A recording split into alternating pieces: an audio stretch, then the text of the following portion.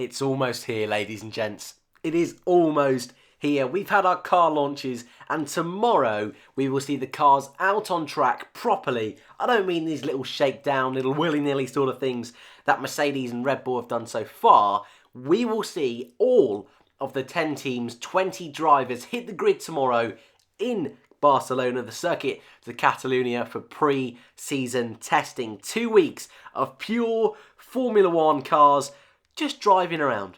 That's it really, but is there more to it? Yes, there is. And in today's video, I'm going to be giving you a quick guide and a bit of the structure and what to look out for this week and next week in the world of Formula One pre-season testing. So then, what is it all about? First of all, let's look at the structure of testing. So it takes place over 2 weeks, starting on Monday the 18th of February, ending on the Thursday, the 21st of February. That's the first week. So just 4 days straight of testing beginning Monday. Then next week, it actually begins on Tuesday, the 26th of February, and that runs straight through to Friday on the 1st of March, which will be our final day of testing before the season begins in Australia. Like I quickly mentioned, takes place at the circuit to Catalonia, where we have the Spanish Grand Prix. Previously, they've done it in Bahrain, they've done it in Jerez, also in Spain, but at the moment, for the past few years now, we have done it in Barcelona, a circuit which tends to be quite useful for teams for testing. Long straights, narrow sections, long high-speed corners through section 1 seems to work quite well, and it seems to be one that generally doesn't throw up many issues. However, last year, there was a hell of a lot of snow at testing, meant multiple days. I believe it was 3 or 4 days were cancelled because of the snow. So hopefully, fingers crossed, we don't have any of that this year and we see plenty of cars all week long. Each day is broken down into 2 sessions. We have our morning session, which takes place 8 o'clock to 11 o'clock, and then our afternoon session, which takes place from 1 o'clock to 5 o'clock. How you can watch testing varies, obviously, on what country you are in. Here in the UK, Sky Sports will be streaming the afternoon sessions of each session. Very strange, but each day the afternoon session will be covered by Sky. Over on the F1 Word, I believe he is doing streams every single day, so blimey. Props to you, man. That is mega. I'm hoping to join in for 2 of those days, hopefully Wednesday and Thursday. Hopefully that all goes smoothly. Hopefully I'm not too... I said hopefully a lot there, but really, it's going to be fun. It's going to be a lot of hard work, and I was going to say I'm going to be tired. I've got an exam on Tuesday and then going to do it, but he's doing it every single day for both weeks. That is, yeah, I think you can tell that's a lot of dedication. So go check out Sean, the F1 Word. He's really he's really got himself stuck, if I'm being totally honest with you. But like I say, hopefully I'll be joining him for a couple of days in the week. But apart from that, I would give it a quick Google if you're in any different regions. In the US, I know mostly Formula One's on ESPN, but only this year for the first time in the UK we're going to actually be able to watch this live on TV. So it's not generally seen on TV, but this year it seems to be that Liberty, the owners of Formula One and the commercial rights, seem to be opening it up to the public a little bit more.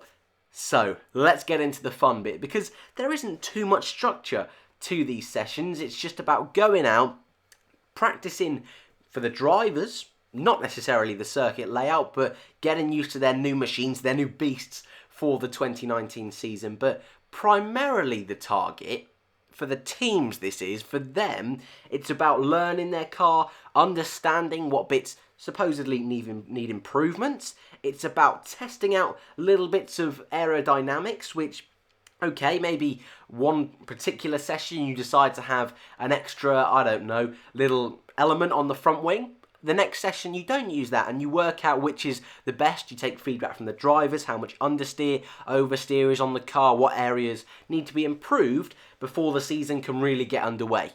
So, here's my favourite bit. What do we, as the viewer, watch out for? Well, you might go into testing thinking, well, you're surely going to understand the running order of Formula One. You're going to look at the lap times. You're going to say, oh, well, Mercedes are the quickest, Ferrari are the slowest. I don't think that's going to be the case. But that's not really the best metric to use in terms of working out what's the best team. Lap time, yes, it will tell you which driver has done the best lap over the day, but it doesn't give you the whole picture. And when we're looking at testing, a lot of times what will happen, and I'm sure you'll hear this phrase used over the next few weeks, sandbagging will be at play. And this is where the drivers are not pushing 100%. They might be on different strategies, higher fuel loads that we're not aware of. But it'll look to the naked eye like, oh dear, Hamilton's done some really awful laps today.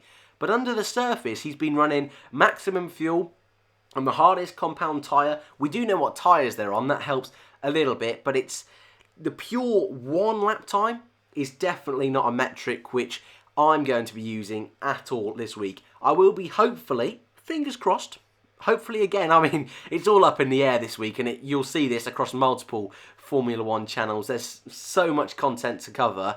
It's a lot. And with uni, it's even more. So, hopefully, I am planning to get a video out every single night, just quickly rounding up the day. But lap time itself, not a factor. So, what do we look at then? Because surely it's not just about watching the cars go round and round, in quotation marks, in circles all week. That's a waste of time. So how can we actually tell what the running order is? So even with sandbagging, you can kind of get a gist if you look at certain indicators. So long run pace.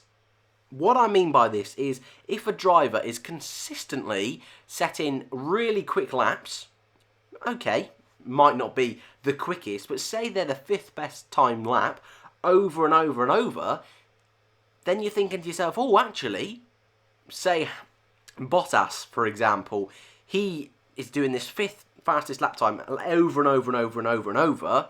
Then you've got Verstappen, who for one lap was quicker.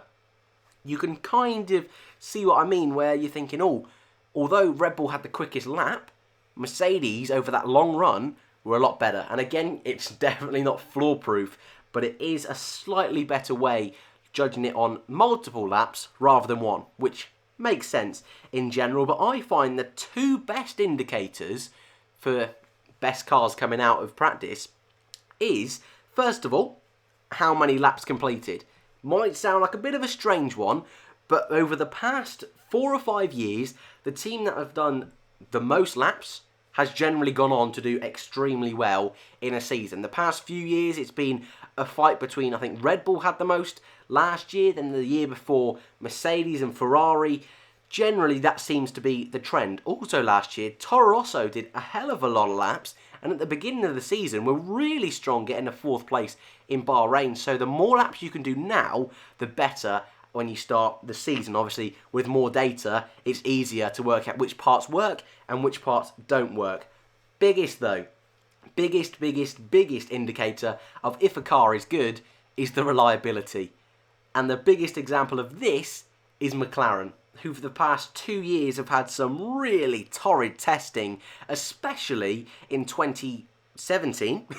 I need to work out my years, but 2017 with that Honda engine, awful winter testing, least amount of laps completed by a country mile. So really laps completed and reliability generally go hand in hand. So that's what I use to judge how well a team is doing over winter testing. But then also there's your fun elements. The reason I'll be watching winter testing isn't really to see what order the cars are going to be. Isn't really to see which cars are blowing up the quickest. What I want to see, the new teams. Racing Point, how are they doing in their first official winter testing? I want to be looking at the new liveries. How does that McLaren with the blue? How does the Red Bull? Are Red Bull even going to show up with their new funky livery? What does the Williams look like on circuit? Does the black and gold Haas look better in actual daylight than it did in that studio lit sort of foyer that we saw their launch in? That's what I'm going to be looking for. Just seeing 2019 cars on the circuit with the drivers. That is a big one I'm really looking forward to seeing as well. Gasly in the Red Bull, Ricciardo at Renault. All of the rookies, Norris, Russell, Giovinazzi, Albon, Robert Kubica back in a Formula 1 car. But also, we see other drivers come out from a little bit left of field. We've got Pietro Fittipaldi driving for Haas over this winter testing. So you don't always see your big names floating around on the grid. And Fittipaldi, for an example, not all the teams have officially announced their lineups just yet, but it gives an opportunity for teams to test out future drivers. And it's little things like that that I really enjoy watching testing for. Starts tomorrow, 8 o'clock. Be there. I would highly recommend. So, to round this off, what can we learn from testing? The answer is not a fat lot.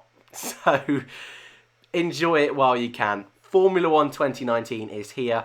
Thanks for watching, and I'll see you in the next one.